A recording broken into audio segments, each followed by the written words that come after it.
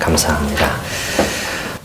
지난주에는 하나님의 뜻대로 하는 기도라는 제목으로 우리가 말씀을 살펴봤는데, 야고보서 4장 말씀, 너희가 얻지 못함은 구하지 아니하며 구하여도 얻지 못함은 구하여도 받지 못함은 정욕으로 쓰려고 잘못 구하기 때문이라.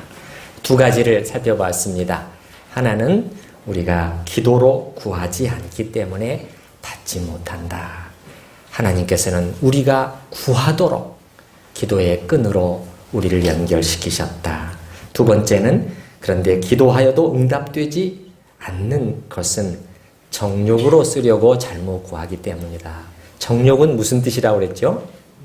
욕심이라고 번역할 수 있다. 욕심으로 쓰려고 잘못 구할 때는 주시지 않는다는 것입니다. 그러면 어떤 기도가 응답을 받는 것인가 했을 때 하나님의 뜻대로 하는 기도.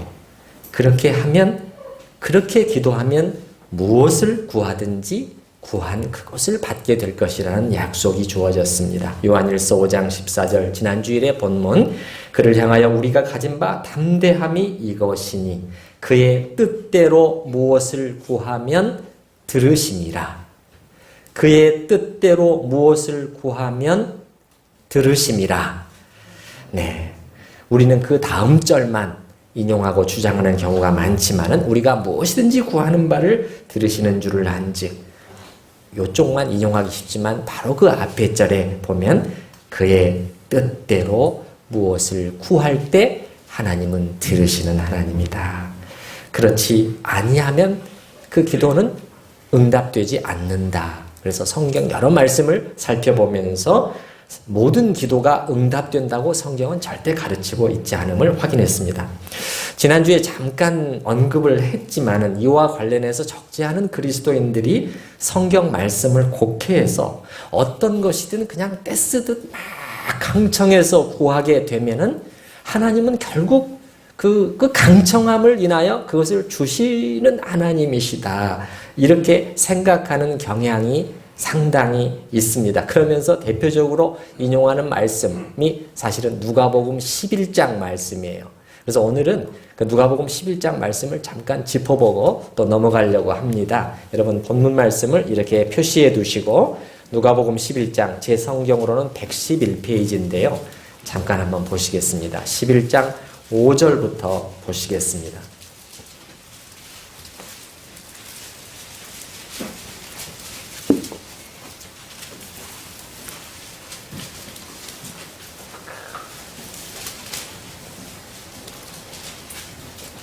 누가복음 11장 5절부터 13절까지가 주님께서 정말 하나님 앞에 간청해서 구하라, 그리하면 받으리라는 그 말씀을 주시는 것인데, 우선 5절서부터 8절까지는 자, 너희가 만약 이미 누웠는데 누가 와서 자기 친구가 왔는데 이 떡덩이 좀 달라고 하면은 그 어떻게 하겠냐?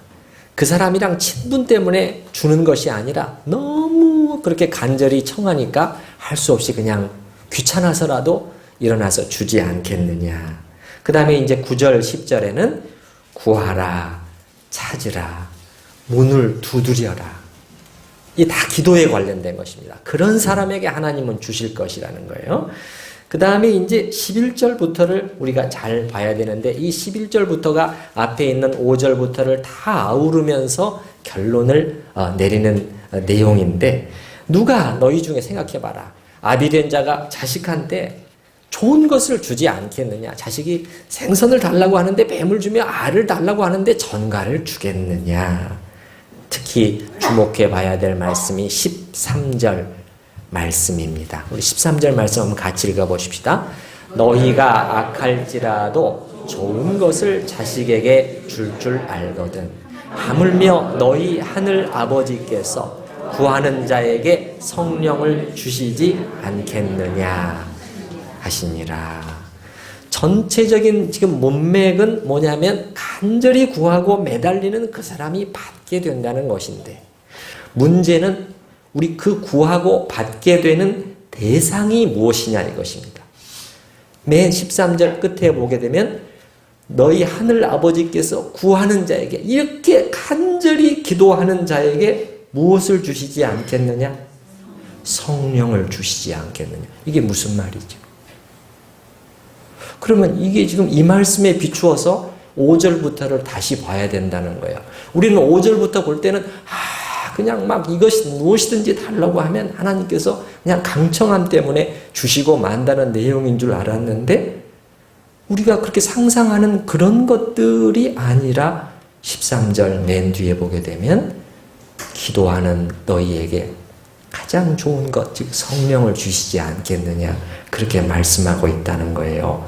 자, 성령 주심의 신학적인 의미에 대해서는 바로 제가 좀 부연 설명을 하겠지만, 어떻든 주님께서 지금 말씀하신 것은 뭐냐면, 간절히 구하는 그에게 주시겠다고 약속하신 것은 성령이라는 거예요.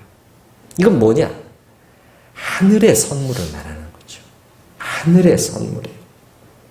이게 전체 지금 이 맥락에서 놓쳐서는 안 되는 것이 이 13절이라는 것입니다. 땅의 것들이 아닌 이 하늘의 복, 하늘의 선물을, 이 가장 좋은 것을 주시지 않겠느냐. 그러니까 여러분 이 5절서부터 이 13절까지 말씀을 여러분이 이렇게 이해하시면 안 되겠어요. 어떤 것이든지 자기가 원하고 바라는 것을 간절히 구하고 매달리면 그냥 주신다, 그런 의미라기보다는 오히려 성령, 이걸 생각을 할 때 하늘의 복에 매달리고, 하늘의 복에 매달리고 이를 찾고 구하고 두드리는 자, 그 사람은 얻게 된다, 이렇게 해석하는 것이 적절하다는 것입니다. 그래서 여러분 마태복음 11장에 보면은 그런 말씀도 있잖아요. 천국은 침노하는 자가 빼앗는다, 그런 말씀도 있잖아요. 이게 다 이런 맥락에서 우리가 이해를 해야 된다는 것입니다. 하늘의 복, 이 신령한 하늘의 복은 강청하라는 거예요. 주님께서 강청하라는 거예요. 왜? 그게 아버지의 뜻대로 구하는 것이라는 거예요. 아버지의 뜻대로. 하늘의 복. 에베소서 1장 3절에도 보게 되면은 하나님 곧 우리 주 예수 그리스도의 아버지께서 그리스도 예수 안에서 하늘에 속한 모든 신령한 복으로 우리에게 복 주셨다. 이게 최고의 복이라는 거예요. 성경. 최고의 복이라는 거예요. 그러니까 사실 사도들이 그런 말 하잖아요. 사도들이 고린도후서 6장에 보게 되면 우리는 아무것도 없는 자 같으나 모든 것을 가진 자로다. 외적으로는 아무것도 사실 없어요. 그런데 모든 것을 가진 사람. 왜 그렇죠? 그리스도를 우리가 가졌기 때문에 최고의 복인. 이런 의미로 우리가 해석을 해야 되겠고, 성령을 주시고 받는다 함의 의미는 우리가 혼동을 하면은 좀 안 되겠는데, 이 성령 받음은 믿을 때 처음 받는 성령을 말하는 것 같지는 않아요. 왜 그러느냐? 자식에게, 자녀에게 그렇게 말하고 있거든요. 13절 다시 한번 보셔요. 자식에게 하늘 아버지께서 이미 자녀된 사람들에게 주시는 약속이거든요.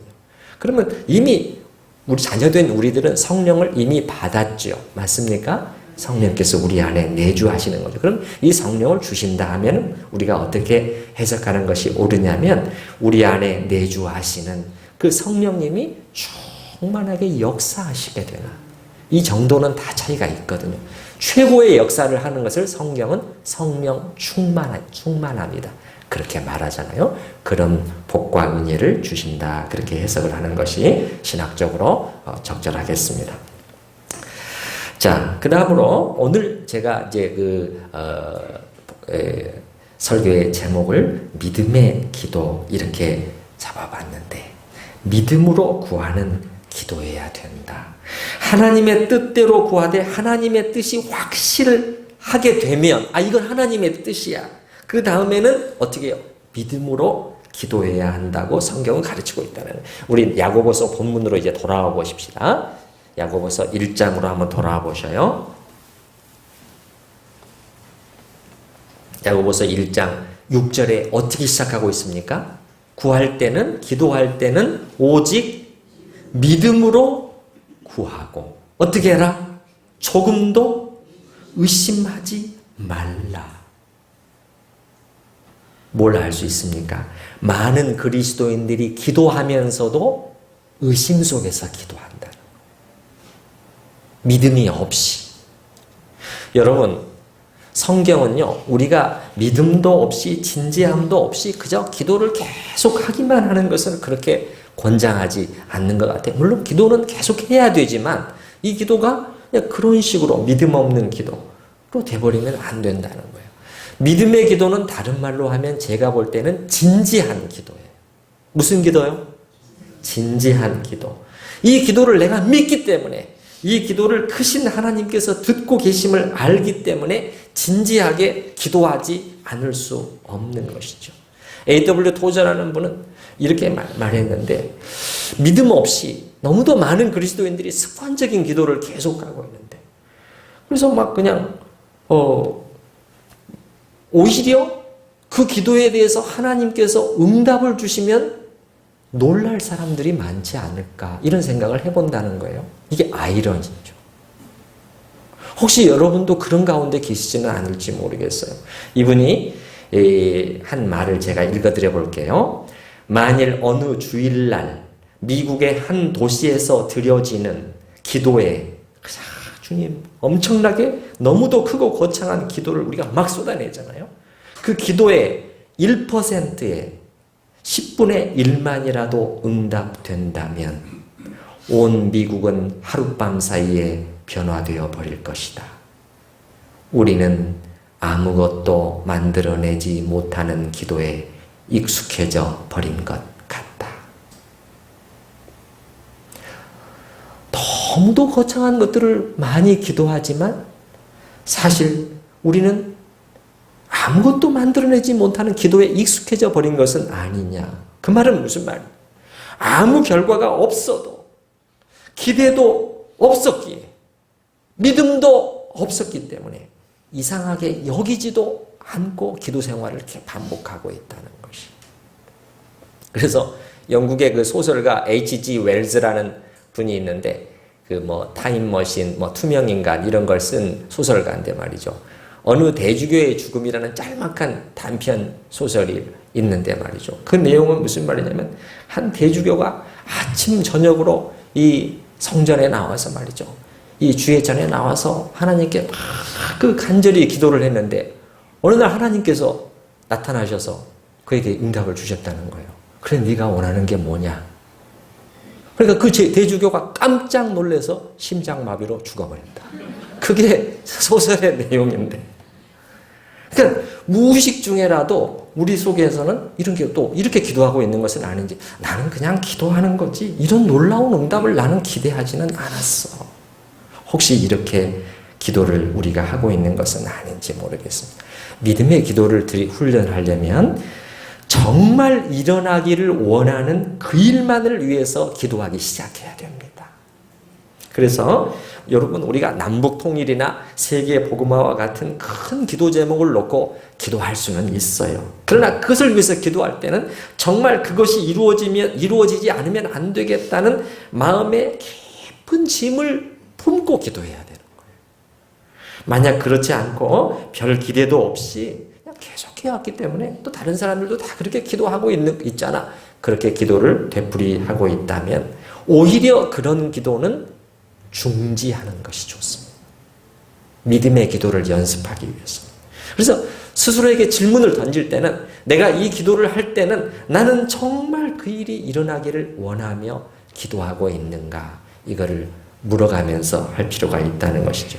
믿음의 기도와 관련해서 또 한 가지 생각해 볼 것은 뭐냐면, 우리가 흔히 많이들 그리스도인들 사이에서 쓰는 용어가 뭐냐면 기도해 드리겠습니다, 이 말이죠. 참 좋은 말인데, 그런데 문제는 뭐냐면 이렇게 말하고 나서는 금방 잊어버리고 그것을 위해서 한 번도 기도해 주지 않는 경우가 적지 않게 있다는 것이죠. 이런 일이 자기에게 되풀이되면 기도해 드리겠습니다 하고서 기도를 안 해줘요. 기도해 드리겠습니다, 또 기도를 안 해줘요. 그러면 자기한테 그 기도가 어떻게 되나? 기도라는 것이 그냥 상대방 기분 맞추어주고 위로해주기 위해서 인사치레로 그냥 하는 것으로 전락해 버릴 수가 있는 것이죠. 기도에 대한 진지함이 결여되어 있는 것이죠. 여러분, 이 둘 중에 어떤 것이 더 나을까요? 기도해 드리겠습니다 하고서는 기도를 안 해주는 거하고 1번. 2번. 기도해 드리겠습니다. 약속은 전혀 안 했는데 그 다음에 생각이 나서 기도해 줬어요. 어느 쪽이 더 좋아요? 2번이 더 좋은 거죠. 당연히 2번이 더 좋은 거죠. 저도 이 점을 깨달은 다음부터는 기도해 드리겠습니다라는 말을 좀 조심해서 해요. 그리고 제가 그 말을 입 밖에 조심스럽게 꺼낼 때는 내가 오늘 이 약속을 반드시 지킬 것이다 라는 마음을 먹었을 때 그 말을 해요. 엄두선 목사님이 쓴 호세아를 닮은 성자라는 책이 있는데 일제시대 전남 화순에 살았던 신앙의 기인 이세종이라는 분에 대한 전기예요. 당시 그 일대에 커다란 그 신앙의 감화를 끼친 분인데요. 그분에 대해서 엄두선 목사님이 이렇게 썼어요. 기도에 대해서, 그의 기도 생활에 대해서. 기도하는 일에 있어서 이세종은 일반 교회가 하는 방식으로 하지 않았다. 복만 달라는 기복 기도에 대해 평하면서 교회 목사들이 교인 가정을 방문하여 가서는 가난한 교인 가정이 세상 복을 받게 해달라고 기도해 주는데도 그들 교인의 생활은 조금도 나아지지 않는다면서 그대로 이루어지지도 않는 기도를 어찌 자꾸 하느냐 했다. 이공 자신은 사람들이 이공이라고 불렀나 봐요. 그 당시에 이공 자신은 가난한 집을 위해서 기도보다는 계속 구제만 해주었다. 그는 양반은 아니었지만 일제시대에 돈을 많이 벌어서 부자가 되었는데 나이 40이 되었을 때 예수님을 만나게 된 거예요. 너무 감격이 되어서 자기의 그 많던 재산을 다 나누어주고 청빈한 생활을 하면서 예수님과 성경을 가르쳤거든요. 그래서 구제를 그렇게 했다는 거예요. 한 번은 등광리에서, 화순 등광리를 말하는데 외국인 선교사가 와서 어느 가난한 교인 집에 가서 예배를 드려주는데 역시 그 댁을 위해 복을 비는 것을 듣고서는 그 말대로 하면 지금쯤은 큰 부자가 되었을 것인데 하면서 나는 절대로 그렇게 기도하지 않는다. 기도해서 만일 그대로 이루어지는 것이 없다면 그것은 거짓말이다. 기도는 이루어지는 것만이 참이다. 이 말이 사실 다듬어진 표현은 아닙니다. 그래서 다소 오해를 불러일으킬 소지가 없지 않은 표현인 것은 맞아요. 그렇지만 기도는 만일 그대로 이루어지는 것이 없다면 거짓말이다. 기도는 이루어지는 것만이 참이다. 이 속에서는 적어도 투박하지만 적어도 그의 기도에 임하는 삶의 자세가 매우 진지한 기도, 믿음의 기도, 분명한 확신 속에서 하나님이 듣고 계시다. 이 기도는 그러한 기도라는 것은 우리가 알 수 있는 것이죠. 우리가 질문을 던져봐야 될 것은 나는 과연 기도를 믿고 있는가? 그 질문이죠. 믿으면서 기도하고 있는가? 그것이죠. 여러분, 오늘 본문에 보면은 6절에 오직 믿음으로 구하고 조금도 의심하지 말라고 말씀하고 있는데 그렇다면 믿음으로 구한다는 것은 보다 구체적으로 어떤 기도를 말하는 것일까요? 제가 세 가지를 한번 말씀드려 볼 테니까 이 중에 여러분이 어떤 것이 맞는지를 한번 생각을 해보시죠. 믿음으로 하는 기도라는 것은 어떤 것이? 첫 번째, 될지 안 될지 모르지만 어쨌든 기도해 두면 더 나을 것이다. 이거 맞아요? 틀려요? 이건 당연히 틀리죠. 이건 아닌 것 같죠. 2번, 내가 지금 얻기를, 믿음의 기도라는 것은 내가 지금 얻기를 위해 기도하는 바로 그것을 내가 원하는 그대로 받을 것이다. 믿음의 기도인 것 같지만 사실은 약간 이것도 문제가 있어요. 약간 문제가 있을 수 있는 표현이에요. 3번, 나의 기도를 하나님께서 심각하게 듣고 계시며 내가 지금 드리는 이 기도는 반드시 무언가 변화시키는 역사를 일으킨다. 어때요? 제가 볼 때는 이게 가장 정확한 믿음의 기도에 대한 신학적인 해석이라고 저는 봅니다. 1번 답. 될지 안 될지 모르지만 어쨌든 기도해 두면은 더 낫지 않겠는가. 이건 사실 믿음의 기도는 아닙니다. 하나님이 듣든지 아니 듣든지 안 하는 것보다는 낫겠지. 그래야 내 마음이 편하거든. 사실 어떤 분들은 그렇게 말씀하고 다니시는 분들도 봤어요. 그런데 기도해 두면 내 마음이 좀 더 편하니까 나는 그냥 하는 거지. 거기에는 사실 믿음의 기대가 없잖아요, 별로. 제가 보기에 이런 기도는 오히려 이렇게 기도를 계속하는 것보다는 잠시 중지해보는 것이 나을지도 모르겠습니다. 전에 잠깐 말씀드렸는지 모르겠습니다만 어떤 청년부를 담당했던 목사님이 말이죠. 청년들의 예배 태도가 너무너무 안 바뀌었다는 거예요. 그래서 자기가 어느 날 너희들 이렇게 이런 식으로 하나님께 예배드리려고 할 것 같으면 차라리 예배에 나오지 마라. 그렇게 그냥 감히 그렇게 한번 말을 해봤대요. 근데 일부 청년들이 그렇게 해본 청년들이 있대요. 가만히 있어봐. 내가 이거 뭐야? 그냥 주일 지키기 위해서 왔어. 그냥 다리 꼬고 이렇게 앉아. 몸을 꼬면서. 이렇게 예배 드리는 것보다는 내가 안 드리는 게 낫겠다. 그렇게 해본 청년들 중에서 예배 드리는 태도가 그 다음에 바뀌지 않는 사람이 없었다. 자기를 돌아보게 되고 차라리 잘못된 습관적인 것을 멈추니까 생각하게 되고 태도가 바뀌게 되는 거죠. 기도의 태도도 좀 바뀔 필요가 있어요. 듣든지 아니 듣든지 해두면 더 낫겠지. 그것이 아니라 두 가지를 제가 방금 말씀드렸죠. 하나는 믿음의 기도라는 것은 하나님이 이 기도를 심각하게 듣고 계신다는 거예요. 그러니까 이세종이라는 분이 그런 믿음으로 기도했죠. 두 번째는 이 기도는 무언가 변화의 역사를 일으키는 기도라는 거예요.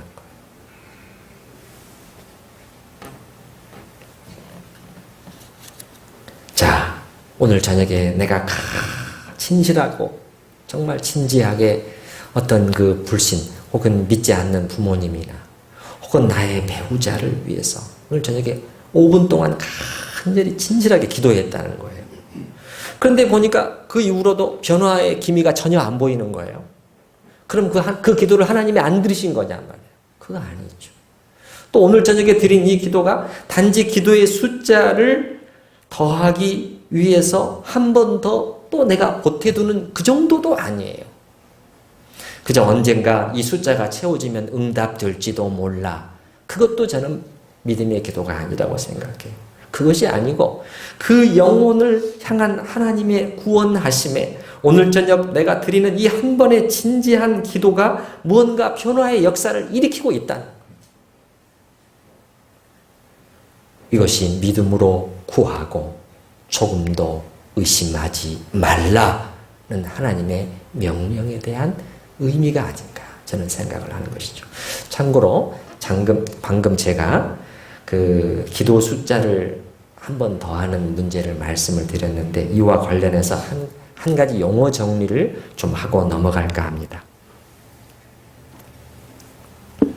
일전에 제가 우리 성도님들이 모인 어떤 자리에서 일천번제라는 용어 사용을 조심해야 합니다.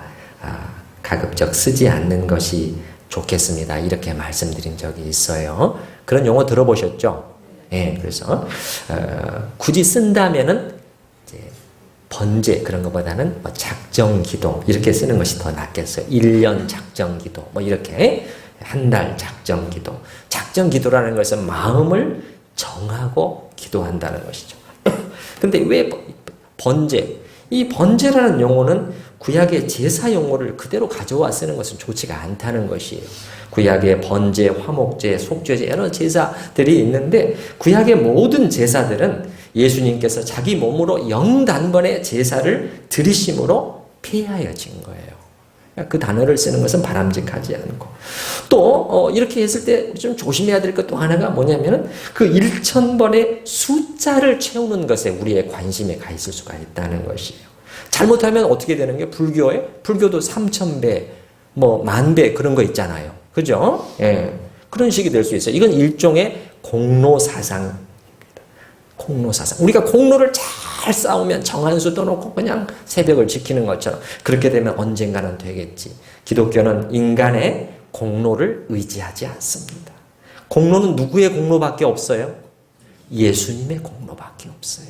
그래서 우리가 은혜의 종교라고 하는 것이죠.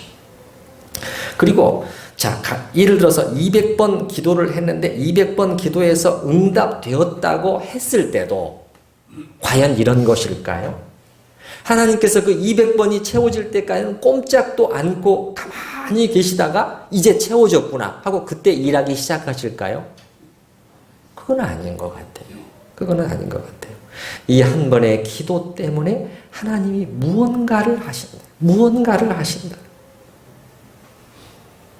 무엇을 어떻게 이 저녁기의 기도 때문에 하시는가는 하나님의 오묘함 속에 감추어져 있죠.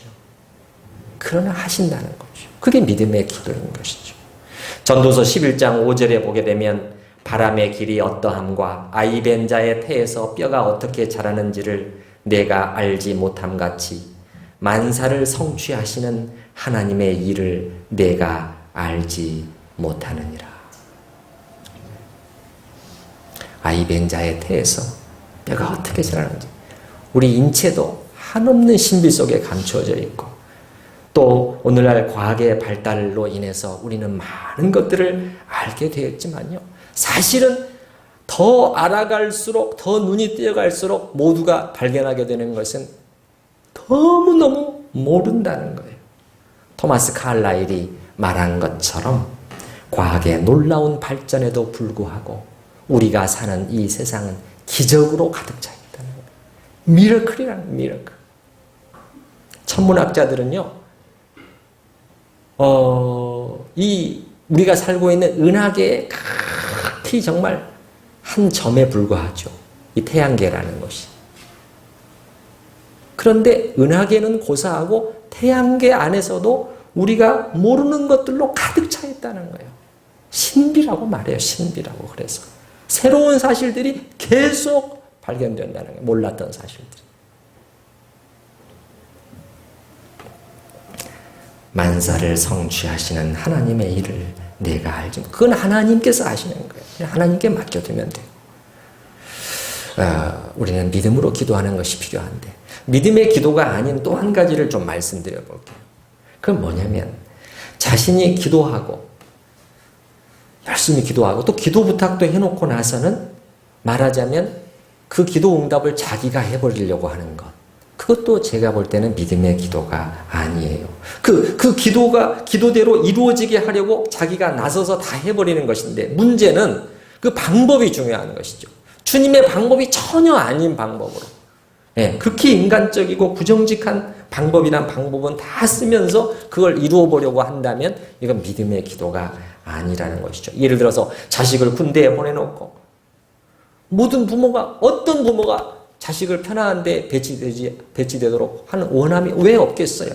기도할 뿐만 아니라 편하고 가깝고 덜 위험한 부대에 배치되도록 하기 위해서 그 영향을 미칠 수 있는 사람을 찾아가고 부탁하는 것. 바른 것인가요? 바르지 않잖아요.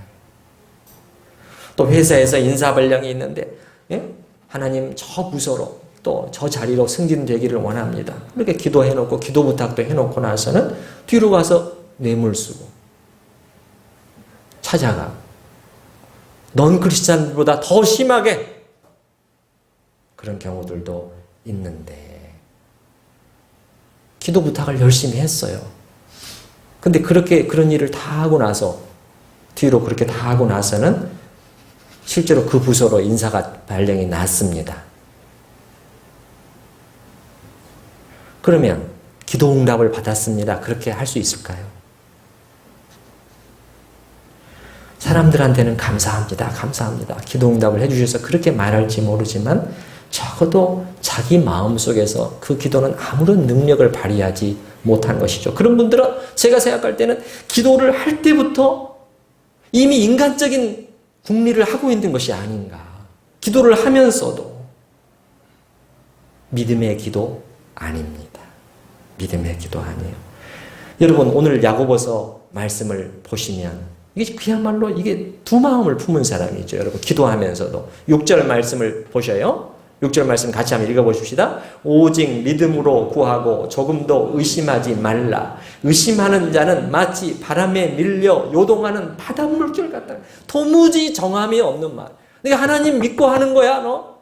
아니면 너의 어떤 수단과 술수를 너는 믿는 거야. 응? 믿음이 없는 태도인 것이죠. 반대가 돼야 되겠죠. 우리 크리스찬들은. 다른 직원들이 막 다 보니까 찾아다니고 줄서기 하고 술 사고 막 그렇게 한다고 할지라도 기도하고 하나님이 원하신다면 나를 그 자리에 옮기실 수 있는 하나님이시다. 기도하고 믿음으로 기다리는 것이죠. 이게 하나님을 기쁘시게 하는 믿음이에요. 이럴 때 배우자들의 역할도 중요하죠. 배우자들의 역할도 중요하죠. 심지어 남편이 막 흔들리고 있어요. 아, 이거 어떻게 해야 되지? 보니까 김 부장 말이죠. 그냥 저 상무님 집에 막 찾아간다는데 어떻게 해야 되지? 그렇게 한다고 할지라도 딱 아내가 여보, 하나님이 기뻐하시는 대로 우리가 해서 승진이 안 되면 또 어떠냐? 아, 이거 멋있는 아내입니다. 이게 멋있는 아내. 그래서 저는 이렇게 말해요. 우리가 기도를 한 이후에는 하나님이 응답하실 여지를 좀 남겨놨으면 좋겠어요. 예. 한번 따라서 해보십시다. 하나님이 일하실 여지를 남겨놓자. 이것이 믿음의 연습이죠. 믿음으로 사는 삶이 연습되어 있지 않는 크리스찬들이 많아요. 여러 면에서 우리는 사실 하나님이 일하실 틈을 너무 드리지 않습니다. 경제 생활에 있어서도 그렇고 말이죠.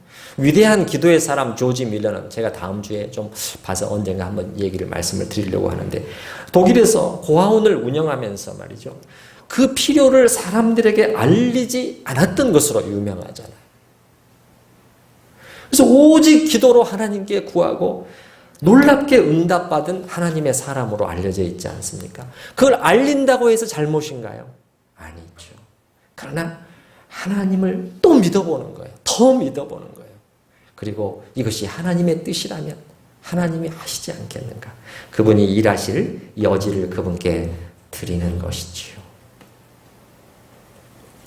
기도를 하고 하나님이 일하시도록 기다리는 것은 말처럼 쉬운 일은 아닙니다. 해보시면 알 수가 있어요. 그런데 이거는 일종의 믿음의 모험과도 같은 것입니다. 믿음의 모험. 존 스코트라는 분은 이렇게 말합니다. 이 시대는 안전제일주의 시대라는 거예요. 안전제일주의. 안전한 삶. 그러다 보니까 믿음의 모험이라고는 크리스찬들에게서도 다 사라져버렸다는 거예요. 이분이 한 말을 제가 좀 읽어드려 볼게요. 우리 시대가 내세우는 모토는 안전제일주의이다. 많은 젊은이들이 자기 둥지를 틀고 미래를 보장하며 자기 생명을 안전하게 지킬 수 있고 온갖 위험은 피할 수 있으며 두둑한 연금으로 퇴직할 수 있는 무난한 직장을 찾고 있다. 장래를 대비하는 것이 잘못은 아니지만 이러한 정신이 우리 생활에 침투하여 삶은 나약해지고 야성이 다 떨어져요. 솜으로 칭칭 감아 모험이라고는 다 없어졌다. 솜으로 하도 두껍게 에워쌌기 때문에 나를 그냥 보호할 장치들을 다 너무 만들어놨기 때문에 우리는 세상의 고통도 느낄 수 없고 하나님의 말씀을 들을 수도 없다. 예수님은 위험한 지역에 들어오셔서 오염의 위험을 겪으셨는데 우리가 어떻게 안전을 열망하는 삶을 살 수 있단 말인가? 이런 말을 들으면 너무 무모한 신앙생활을 격려하는 것 아니냐 이렇게 말할지 모르겠는데요. 물론 우리가 너무 지나치고 극단적으로 치우친 신앙생활은 조심해야 됩니다. 예를 들어서 마가복음 16장에 무슨 독을 마실지라도 해를 받지 않을 것이다. 그래가지고 실제로 독을 마시고 죽은 분도 있대요. 주님의 이런 말씀을 주신 것은 그런 식으로 독을 마셔야 될 아무런 이유도 없는데 마시라 그런 뜻은 아니죠. 이것은 하나님을 시험하는 것에 해당하는 것이죠. 주 너의 하나님을 시험치 말라 그랬잖아요. 근데 동시에 우리는 이런 지나친 극단은 피해야 되겠지만 성경이 말하는 하나님을 기쁘시게 하는 믿음에는 제가 볼 때는 그래요. 다수의 무모성이 있음을 우리가 인정해야 됩니다. 보통 볼 때는 안전한 삶을 추구하면 그런 선택을 할 수가 없는 선택들을 하나님의 사람들은 했는데 히브리서 11장에는 그런 사람들을 하나님을 기쁘시게 하는 믿음의 사람들이었다고 격려하고 있거든요. 예를 들어서 사라에도 보면 히브리서 11장 11절에 보면 믿음으로 사라 자신도 늙어 단산하였으나 잉태하는 힘을 얻었으니 늙어 단산하였다. 폐경이 되었는데도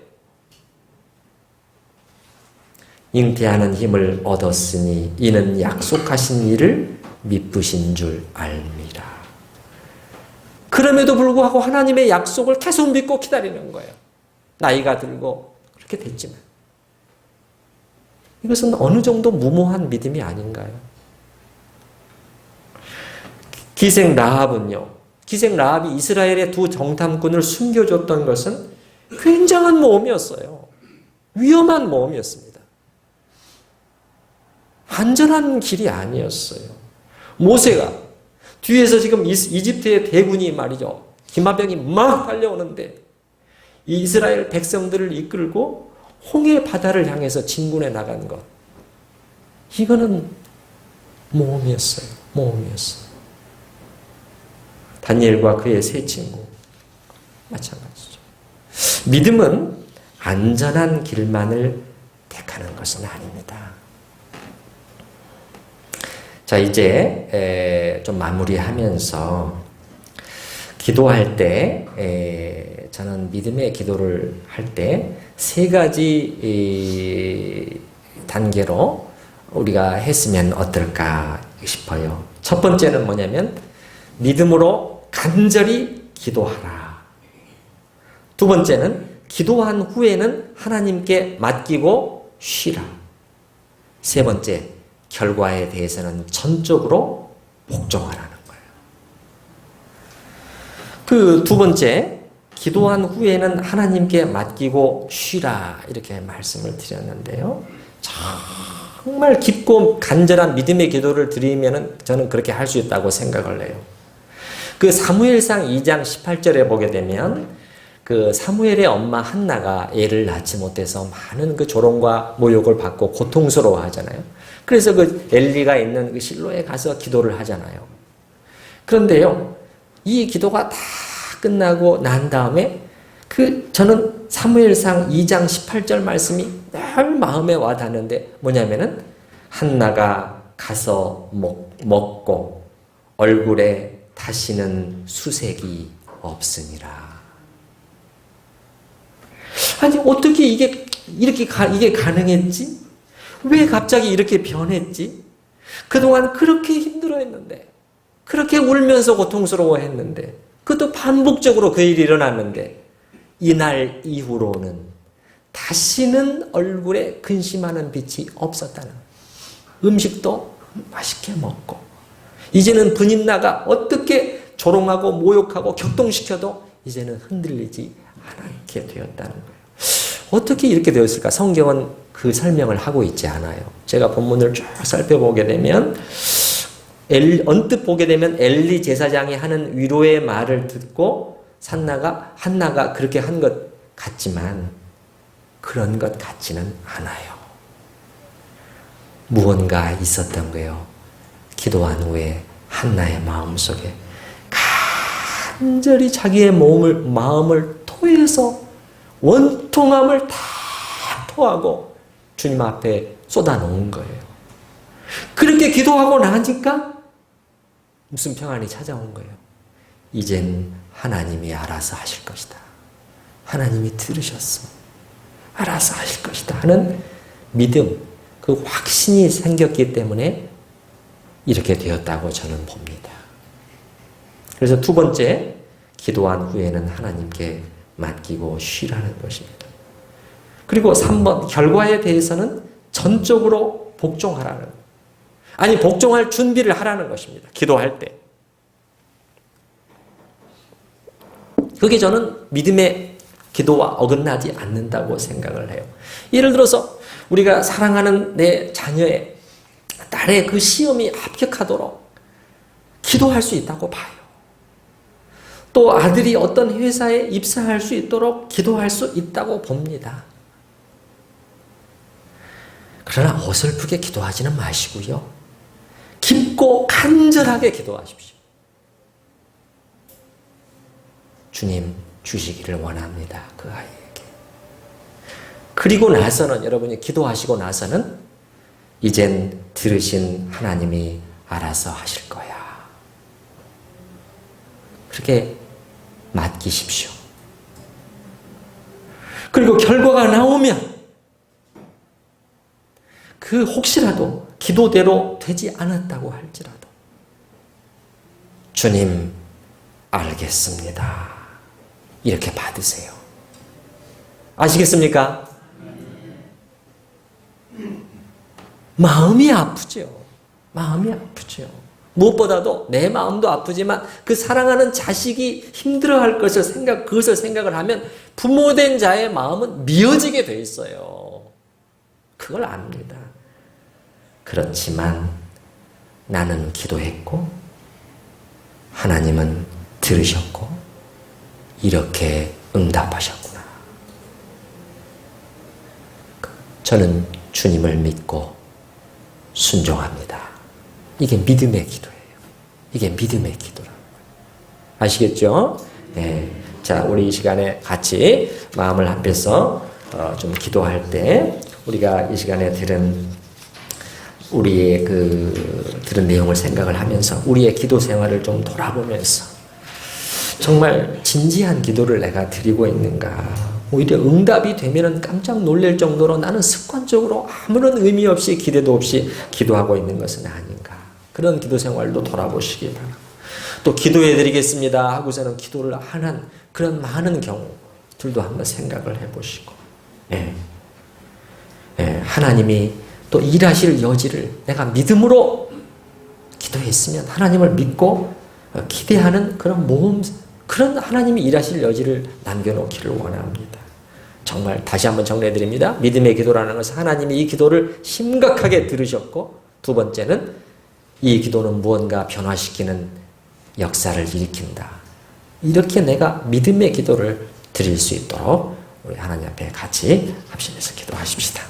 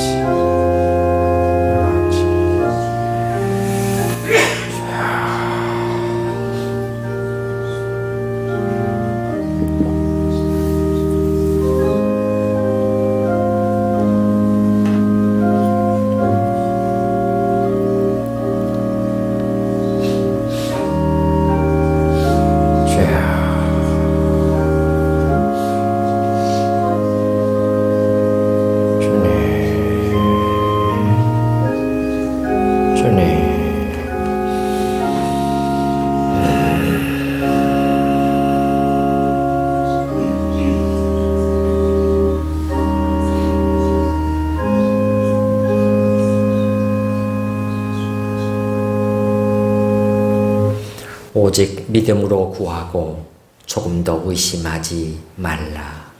의심하는 자는 마치 바람에 밀려 요동하는 바닷물결 같으니 이런 사람은 무엇이든지 주께 얻기를 생각하지 말라.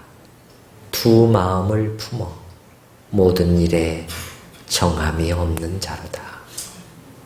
하늘의 왕이시여, 우리의 기도가, 특별히 우리 믿음의 기도는 하늘의 보좌를 움직이는 힘이 있다고 주께서 말씀해 주십니다. 주여, 기도합니다. 하나님 앞에 저희의 기도 생활들을 점검해 보게 하시고 그저 아무런 기대도 없이 그 기도를 반복하지 않게 하여 주시고,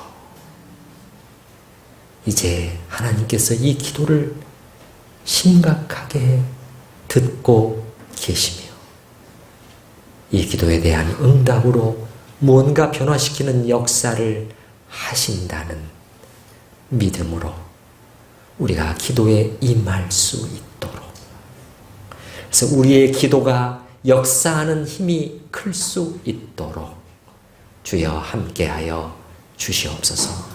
예수님의 이름으로 기도드리옵나이다. 아멘.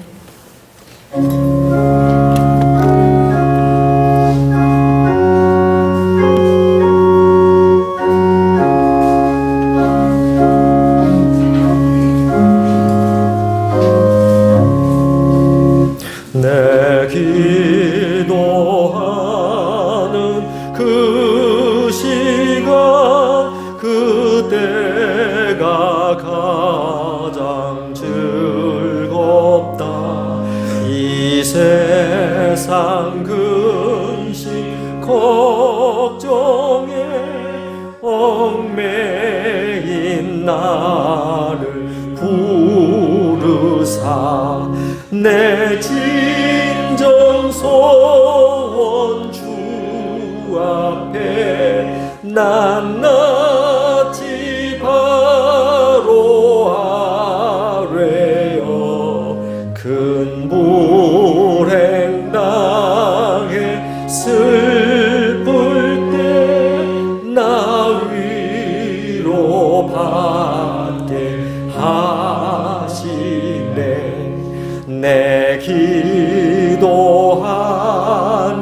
그 시간 내게는 가장 귀하다.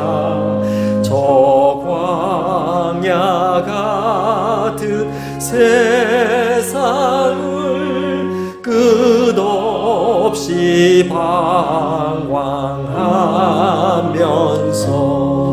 위대한 길로 나갈 때 주께서 나를 이끌어 그 보좌 앞에 나가 그 은혜 받게 하시네. 내 기도하는 그 시간 그때가 가장 즐겁다. 이때껏 지은 큰 죄로 내 마음 심히 아파도 참마음으로 뉘우쳐 다 숨김없이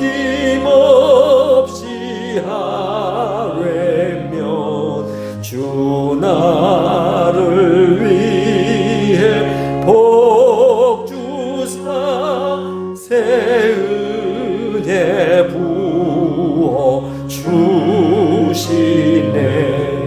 내 기도하는 그 시간 그때가 가장 즐겁다. 주 세상에서 일찍이 저 요란한 곳 피하여 빈들에서 나 산에서 온 밤을 세워 지내사 주 예수 진리 기도로 큰 본을 보여 주